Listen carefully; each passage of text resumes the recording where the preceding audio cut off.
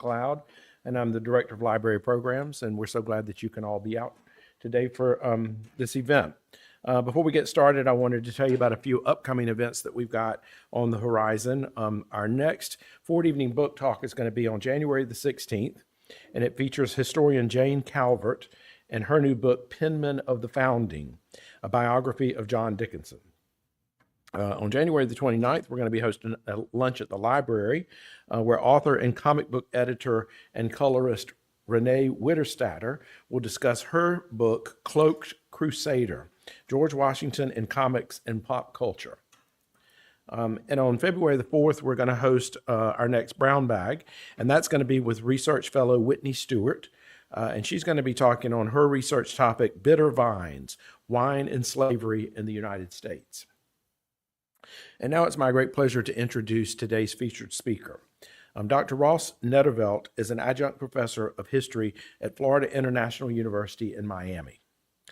Previously, his published works include Caught Between Realities, The American Revolution, the Continental Congress, and the Political Turmoil in the Bahama Islands, which was published in the Journal of Imperial and Commonwealth History, as well as Securing the Borderlands, Seas and the American Revolution, the Spanish-American Association and Regional Security Against the British Empire. And that was published in Spain and the American Revolution, New Approaches and Perspectives. He joins us today to discuss his current research topic, and that is entitled The Border Seas of a New British Empire. Security, Imperial Reconstitution, and the British Atlantic Islands in the Age of the American Revolution. So please join me in welcoming Dr. Ross Nedervelt.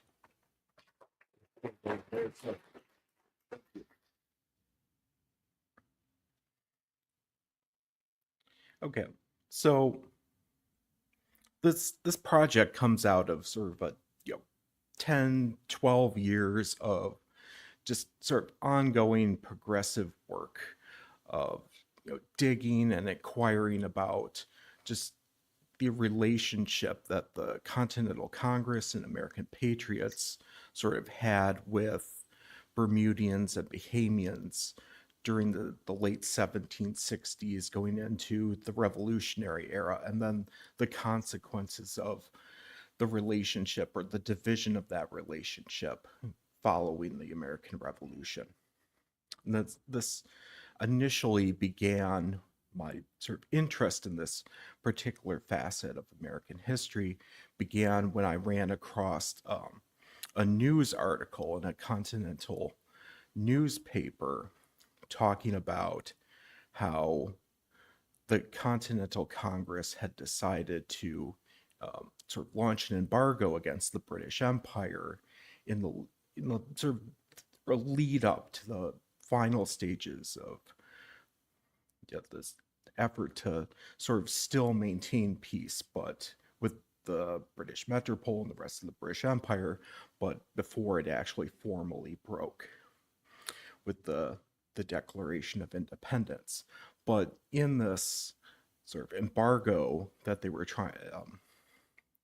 working to enact against the British Empire, British metropole, the loyal British colonies, they exempted Bermuda and the Bahamas. And I wanted to know why that was. And that this sort of inquiry into this topic was fostered by my mentor at the time, Elijah Gould, and then that continued when I went to Florida International University to do my PhD, and it's now sort of developed into this broader book topic. So my book project, argues that the American patriots' inability to annex Bermuda and the Bahamas forced the independent United States to fight a series of conflicts to secure its sovereignty between 1783 and 1819.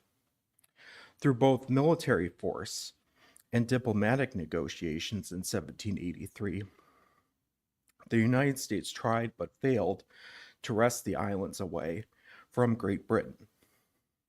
Britain's retention of the islands constituted a severe loss, as it enabled the Royal Navy and subversive British agents to challenge the nascent republic's sovereignty in the Western Atlantic and its southeastern borderlands.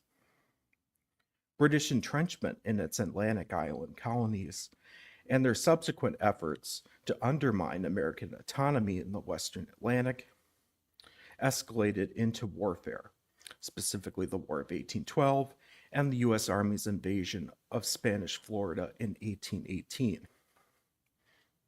Ultimately, however, the most crucial significance of Britain's continued control over Bermuda and the Bahamas was it forming the backdrop of the United States' articulation of a more defensive foreign policy through the Monroe Doctrine, which aimed to prevent hostile powers from threatening American independence via neighboring countries and territories. So in the years between the 7 Years' War and the American Revolution, Bermuda and the Bahamas deepened their dependency on the 13 mainland colonies for commercial trade and income and provisions that their agriculture poor colonies could not produce. These dependencies, coupled with the lack of strong commercial and military connections to Great Britain, ultimately pulled Bermudians and Bahamians into aiding the revolutionary American patriots against the British metropole during the early years of the American Revolution, through Bahamians and Bermudians assisting American patriot forces in acquiring their colonies' ammunition and weapons stores in August of 1775 in the case of the Bermuda gunpowder theft, and in March of 1776 with the Continental Navy's assault on Nassau and New Providence Island in the Bahamas. They in turn created a sphere of influence for the 13 colonies that, although minor in scope compared with Britain's hold over its vast American empire, did extend eastward into the Atlantic. Bermuda and the Bahamas also embodied vulnerable Atlantic zones or gray border regions that, while supportive of the American patriots' endeavors, were capable of being turned by the increased presence of the British Royal Navy. Revolutionary American officials' understanding of this reality emerges in Benjamin Franklin and Silas Deane's communiques with Congress in 1775 and 1776. Franklin and Deane understood Britain's continued presence in and around the North American continent constituted the primary threat to an independent United States and its long-term security. The possibility of poorly defined border zones surrounding the nascent United States presented an opportunity for Britain to undermine the Americans' relationships with neighboring British and European colonists and the Native American nations on their frontier. Britain's continued control of Bermuda and the Bahamas, Franklin and Deane determined, posed a threat to American merchant shipping and any post-war Anglo-American peace. To deter this outcome, Deane called on the Continental Congress and Continental Army to authorize and carry out an invasion of Bermuda and fortify it against British attack, in addition to the Continental Congress authorizing funds to be approved for an invasion and the establishment of defensive bulwarks on the island. Franklin attempted to win American control of both island colonies through various treaties and peace negotiations with France and Britain, advocating that the United States held claim to the islands in his sketch for a proposition for a peace with General William Howe and in the Treaty of Alliance of 1778 with France. St. George Tucker, a Bermudian who immigrated to and practiced law in Virginia, also attempted to convince General George Washington to invade the colony to secure the Bermudian American trade, as well as Bermuda's independence from Great Britain. These fears of turning the islands against the United States ultimately came to fruition as Britain attempted to bring Bermuda and the Bahamas more firmly within the metropole sphere by strengthening its naval fortification and exerting strong political and economic control after the Revolution. Following the American Revolution, the loyalist William Brown, a merchant and judge from Salem, Massachusetts, was appointed governor of Bermuda. He succeeded Governor George James Brewer and his son, George James Brewer Jr., as governor in about 1785, I believe. Brown recommended the permanent station of British troops to the island to maintain order and prevent the islands from joining the United States. The British government concurred with this position since they believed Bermuda had become, quote, too vital to be left in the hands of mere Bermudians, end quote, and embraced a colonial and military policy towards the islands that designed to make them, quote, the Gibraltar of the Western Hemisphere, end quote. Reports from naval officers and surveyors commented in detailed reports to the Admiralty about Bermuda's suitability for a naval base, focusing on the island's encompassing reefs and rocks that could protect warships and commercial vessels in the inner harbors from foreign naval attacks. While the British government's plans for a Bermudian naval station were in their embryonic stages, the islanders increasingly turned to the continuation of the American Revolution's privateering operations against American merchant ships to bring in income and supplies to sustain their island communities. Notable privateers include the Bermudian Hezekiah Frith and the loyalist transplant Bridger Goodrich, who brought in thousands of pounds sterling in prize money by condemning ships through Bermuda's Vice Admiralty Court and establishing themselves as prominent members of Bermuda's post-revolutionary society. Actions by Bermudian privateers aided in reasserting British maritime power in the Western Atlantic by harassing and diminishing the United States' maritime labor force and merchant fleets, and aided the British government and the Royal Navy by capturing Americans and deserting British sailors. Increased British impressment and privateering operations off Bermuda and the Bahamas during the 1790s motivated Congress to ensure sailors' identities, physical descriptions, and citizenship were documented and effectively defended on the open seas.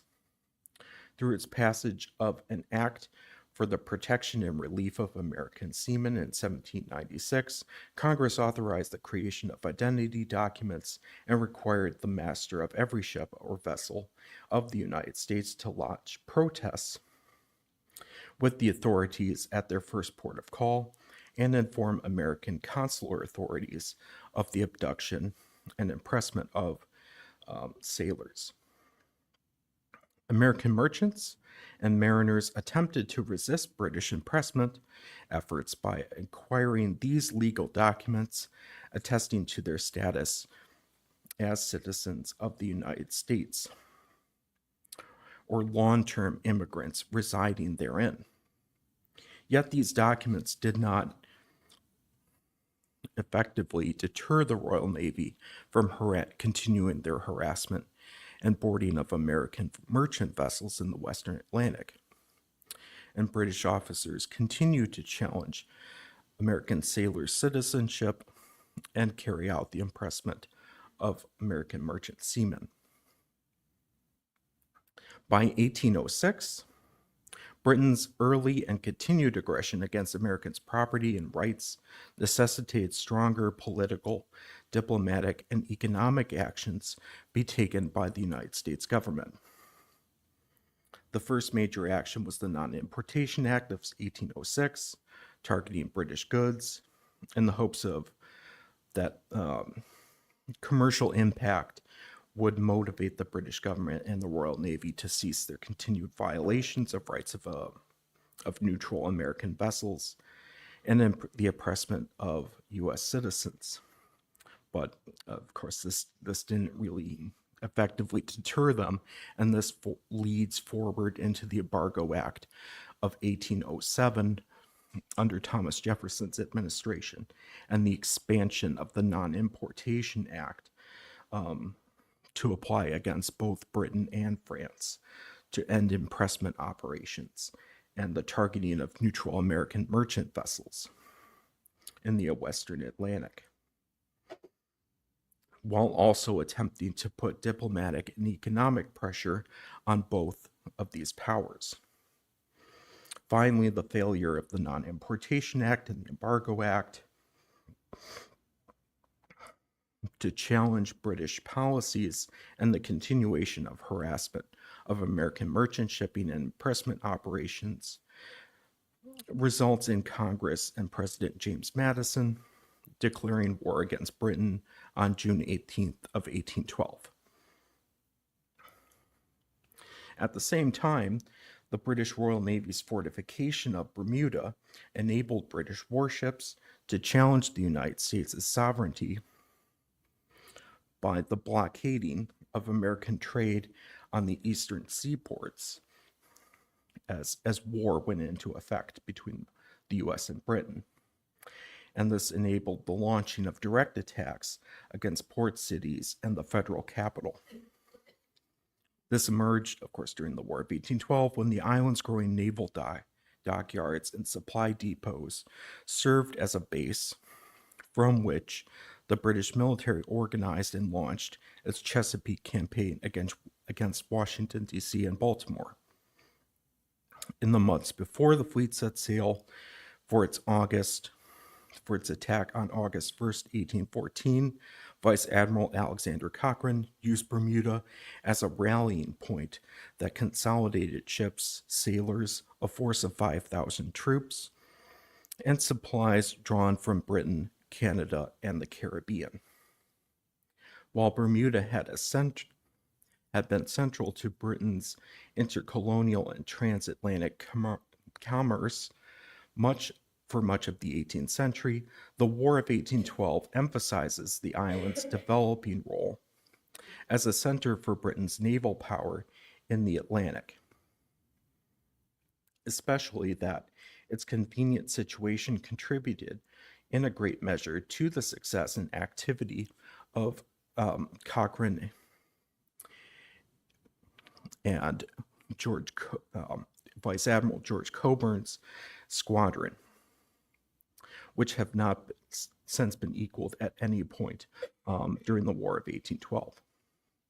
Following the war, Bermuda's Royal Navy dockyards and base officially replaced Halifax as a prominent British headquarters for the Royal Navy station in North America in 1818. The Bermuda base would later be expanded to include authority over the West Indies stations as the island's location proved better suited to counter potential maritime challenges from the United States and more effectively bridge between Britain's Caribbean and Canadian colonies in the Western Atlantic. By 1820, The British government had expanded its initial regiment of troops that it had stationed there at the end of the American Revolution into a series of sprawling dockyards, barracks, fortifications, and military storehouses situated across the island. The Bahamas, in turn, became launching points for British efforts to reassert its influence in its previous frontier territories on the North American southeastern frontiers, and encouraged Native American and Black Maroon populations in Spanish Florida and the southeast to attack the United States' westward moving settlers. Low-level traders and military officials played an instrumental role in encouraging support for Great Britain. Bahamas-based merchants and military officials, such as attorney George Arbuthnot, Captain George Woodbine, and Lieutenant Robert C. Ambrister, fostered commercial and political relationships with the Seminole and Creek nations and agitated them against the American settlers' populating the U.S. Spanish Florida borderlands. After the War of 1812's conclusion, Woodbine and Ambrister used the promise of British support as a motivator in their efforts to influence the natives against the United States and project an image of British authority in the southeastern frontier region. Woodbine and Ambrister claimed they constituted part of a coming British force that would aid their Native American allies, the Seminole tribe specifically, in regaining their ancestral territories. And Arbuthnot acted as a petitioner to American, British, and Spanish officials on behalf of Black and Native peoples on the Florida frontier. Acting as traders and agents for Pat Leslie and Company, Woodbine and Ambrister supplied the Seminole tribes with guns, gunpowder, and ammunition as the primary purpose of maintaining the British Native American trade in furs and deerskins. This also held the secondary purpose of simultaneously supplying the Seminoles with the tools of active resistance to American frontiersmen and military forces. Seminole raids against American settlers hoped to unseat them from occupying native lands. The Seminoles' hostile actions, however, resulted in General Andrew Jackson and the U.S. Army's invasion of Spanish Florida in 1818. Jackson's invasion captured, court-martialed, and executed Arbuthnot and Ambrister on April 29th of 1818. These actions ultimately led to the annexation of Spanish Florida by the United States in 1819 to establish order and deter foreign agents from continuing to instigate the region's Native American and Maroon populations against the country and its settlers. American intervention in Spanish Florida brought an end to British attempts to assert control over the United States and begin the development of an American foreign policy intended to resist American interference intended to resist European interference in the Western Hemisphere. Thank you very much.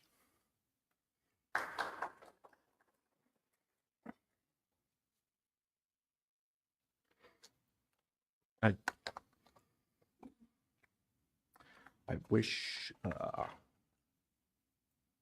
my PowerPoint would effectively load because I could, talk about various.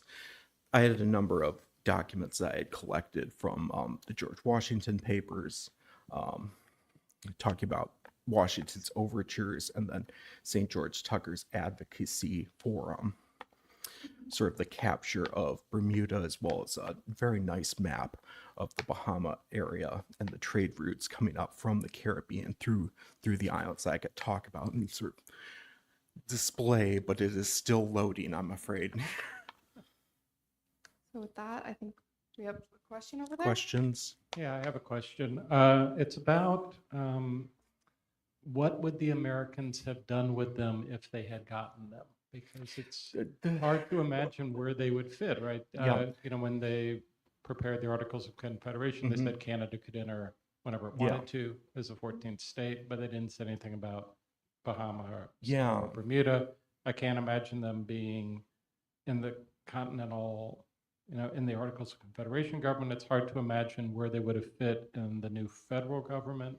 Would they have been imagined as states? You suggested at one point maybe just military outposts, but there's no room for that in the Constitution either. No.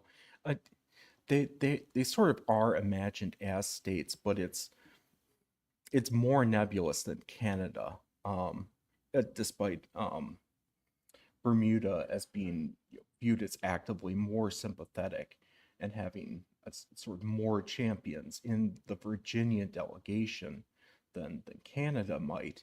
It emerges in sort of early drafts, I think, of the Treaty of Paris of 1783. They're talking about both Bermuda and the Bahamas trying to get them, but I think a lot of that is really determined by the practicality and impracticality of being able to hold both islands navally and militarily against Britain, arguably the most well-equipped and organized naval force in the Atlantic at this time. And it's Bermuda is an island 700, I like to characterize it to my students as an island 700 miles from anywhere and lacking a lot of the ability to grow its own food. So the military fortifications, a lot of money would have to be invested in building up the bulwarks for that, as well as storing food and water for months worth of it to withstand a naval blockade and siege. And Britain can do that, but the Continental Navy, the Continental Congress barely funds its own navy at this time. I really think a lot of it comes down to it's very much in the imagined community of what the United States should exist, continuously shrinking down to like the 4 or 5 most adjacent, most loyal colonies or most sympathetic colonies to their cause, but just not lacking the practicality and military might to be able to get them and hold them against Britain. I think that's ultimately where all these designs sort of fall apart, and the switch to a sort of a low, well, I want to say unchallenged, but that's not really true. A westward moving expansion that lacks serious pushback from a European empire. That's sort of the shift that it goes into. And of course, manifest destiny. So, Ross, this might be Yeah. a slightly unfair question, but I'm going to ask it anyhow. It's from what I remember about the Caribbean in just before the revolution and what I know about it during the revolution, it's a free-for-all down there, right? And nobody's paying attention to who's British, who's French, who's Spanish, who's American, like in the trade. So a lot of your stories top down. Yeah. What would this history look like? Can you kind of tell us some things if it was bottom up, right? If we're looking at the captains of the ships and the settlers and not so much at what the powers that be are trying to do because they can never really get order over it. So can you kind of tell us like what might it look like from the bottom up? So I'll do the best I can. It's very difficult to do, and I want to so much, but a lot of that bottom-up primary source documentation just doesn't exist. For the Bahamas, it sort of exists. For Bermuda, if you're willing to grant an exception to the Tucker family, who are probably the most prominent and politically engaged Bermudian families on the island at this time. But from the bottom up, a lot of it really before and during the American Revolution, I would characterize it as an effort to maintain the status quo and ensure physical survival of the continued importation of North American goods, specifically provisions. And of course, sort of the free-for-all of continuing just the various carrying trades around the Anglophone world.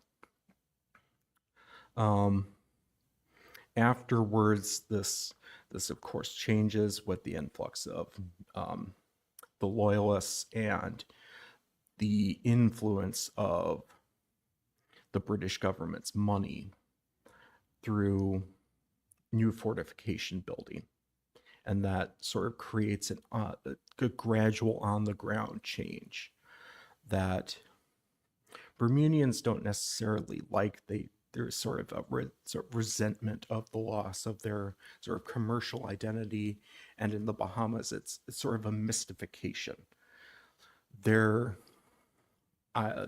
the Bahamas, their identity is effectively replaced by the influence, both the numbers and the influence of the American Loyalists.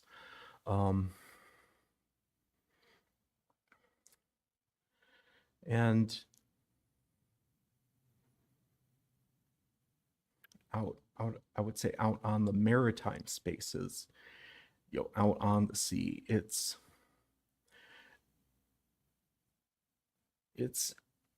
an identity, sort of the creation and sort of projection, the acknowledgement and recognition of this sort of new American identity that's being threatened by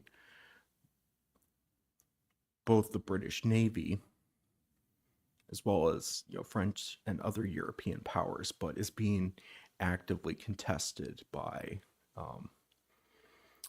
Bermudian and Bahamian privateers, many of whom would have been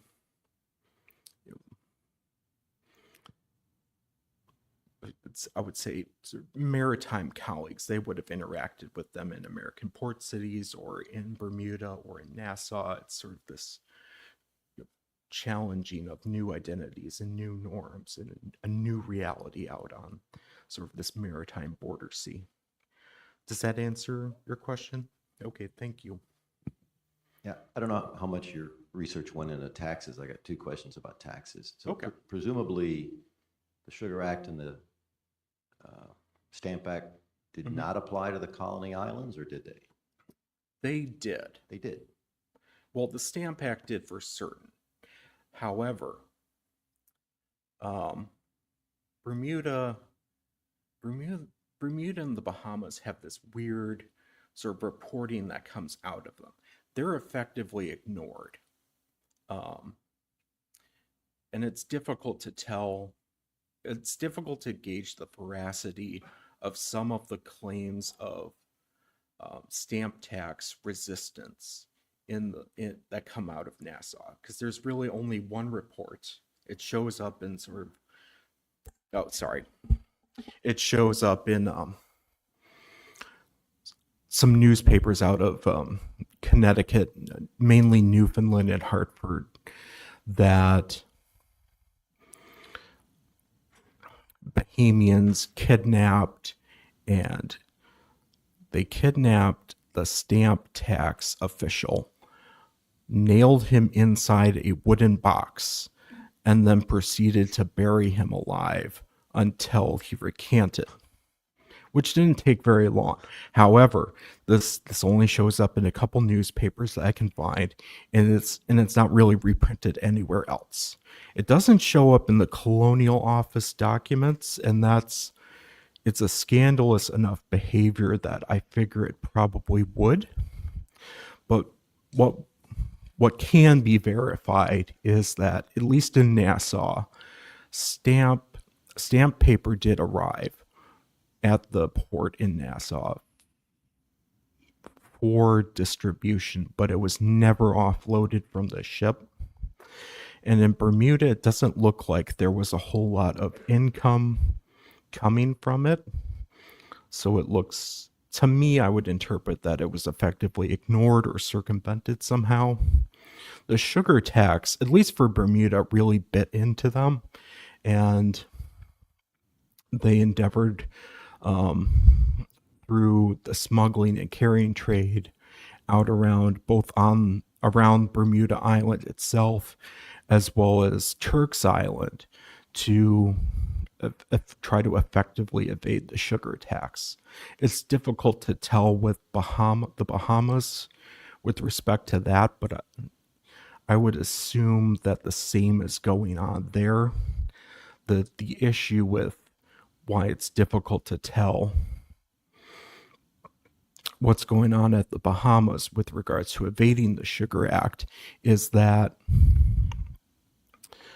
you only have the claims from the colonial officials, and they complain about smuggling all the time.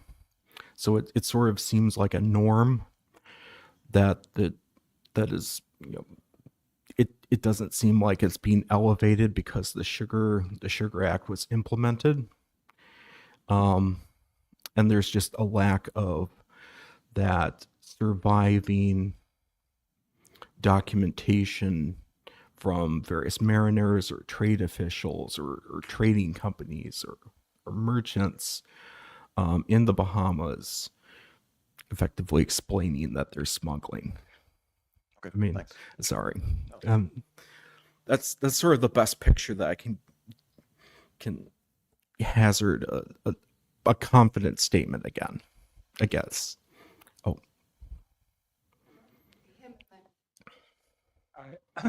I like it. I think it's always important to remind ourselves that it wasn't the 13 British colonies that revolted and won their independence, that it was in fact 13 of 26 yeah. British colonies in North America and associated waters there too.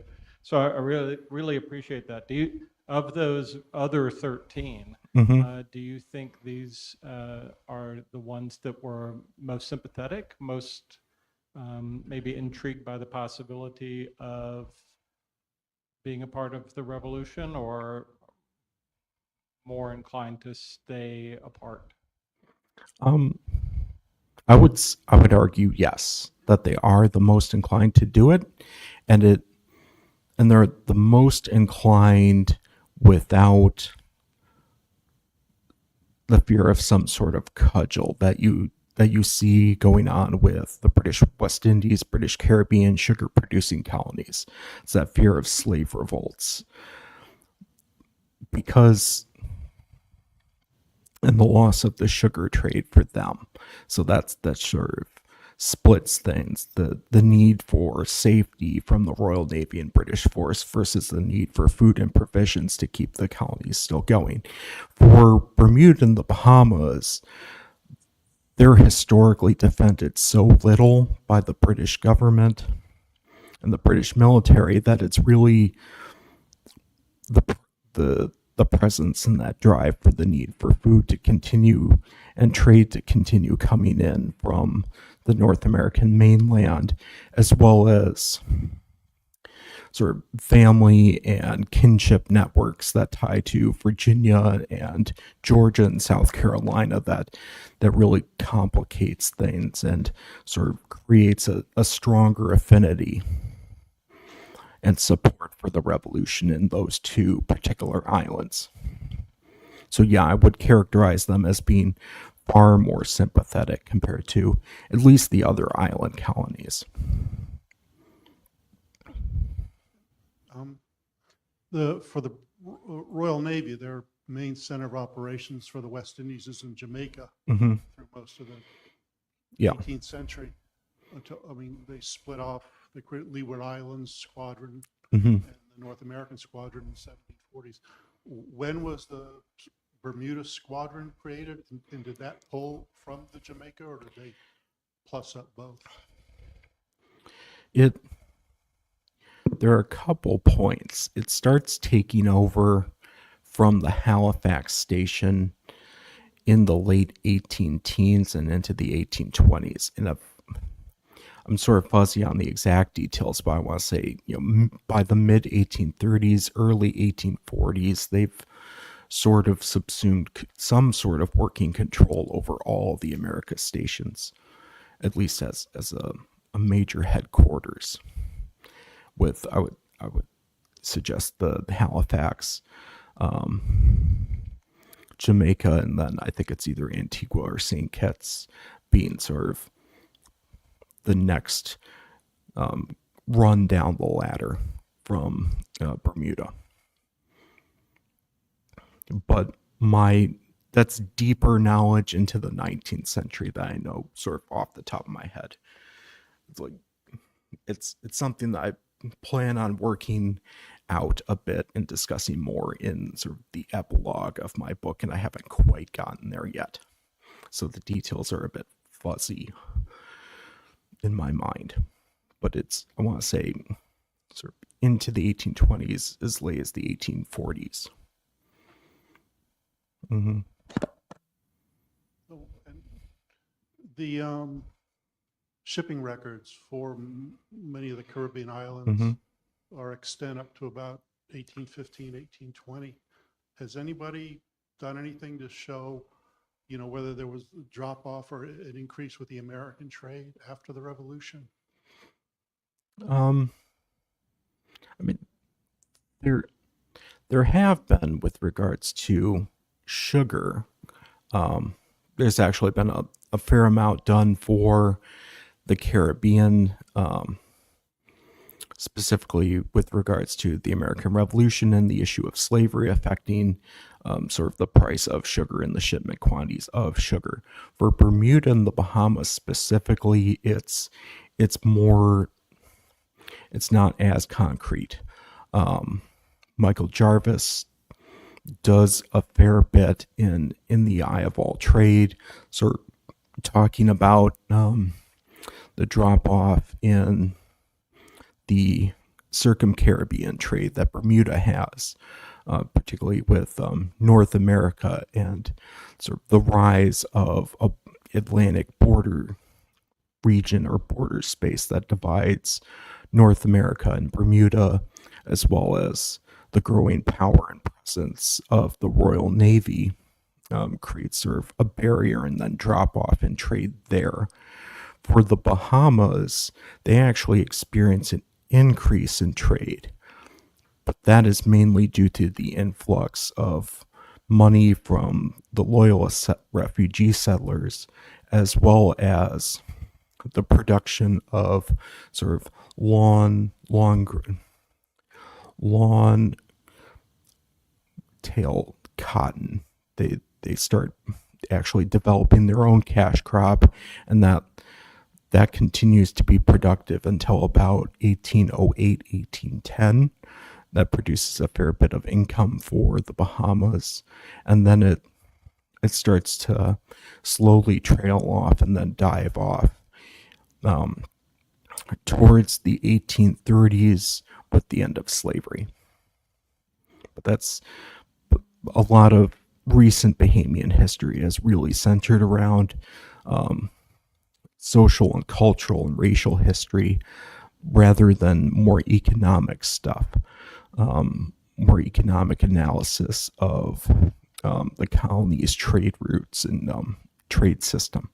So the history is a bit more lacking on that particular island at the time, but there is some basis to characterize it as sort of a growth and then drop off. Any other questions?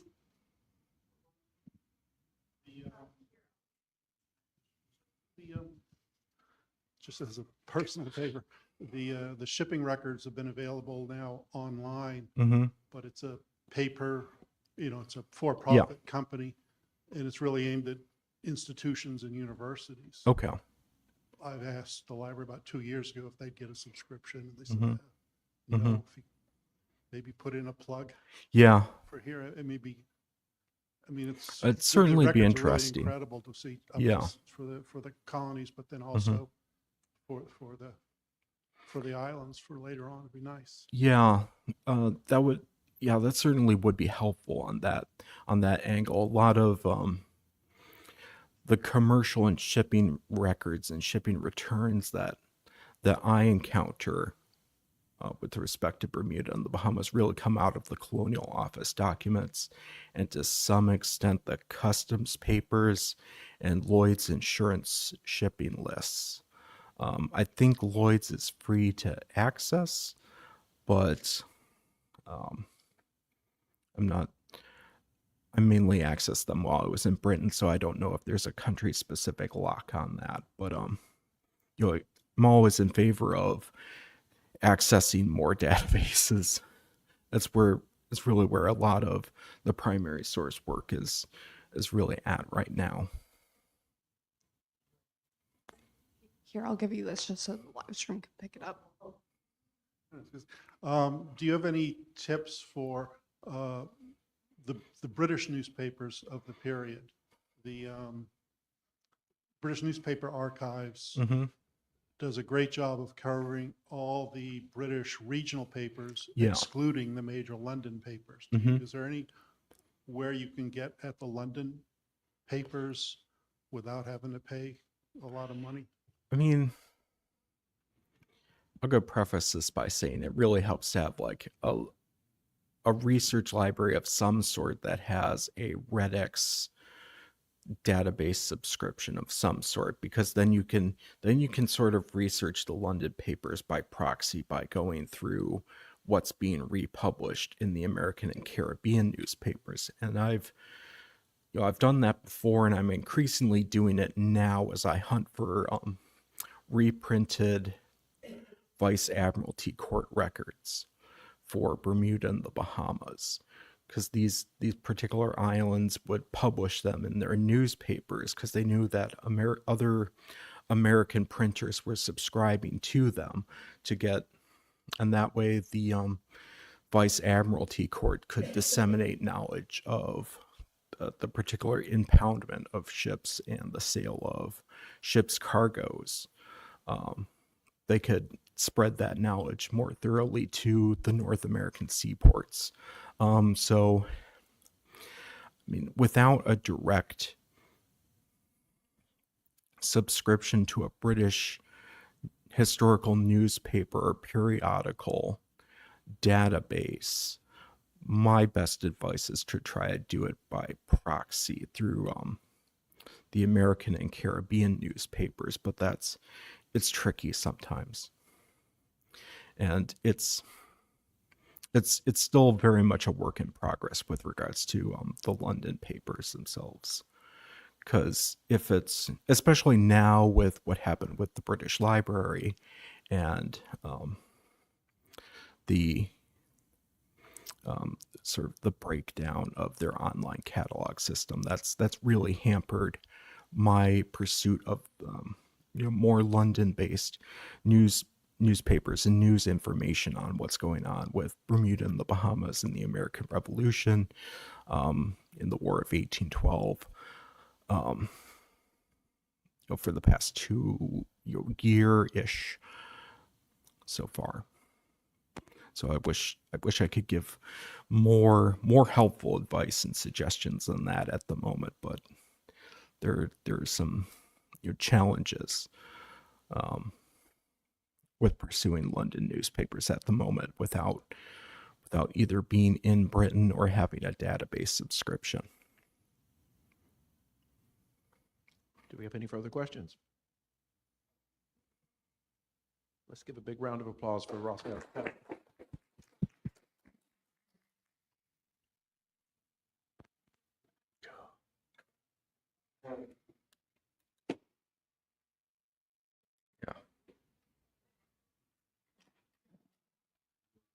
Okay, well, there's so much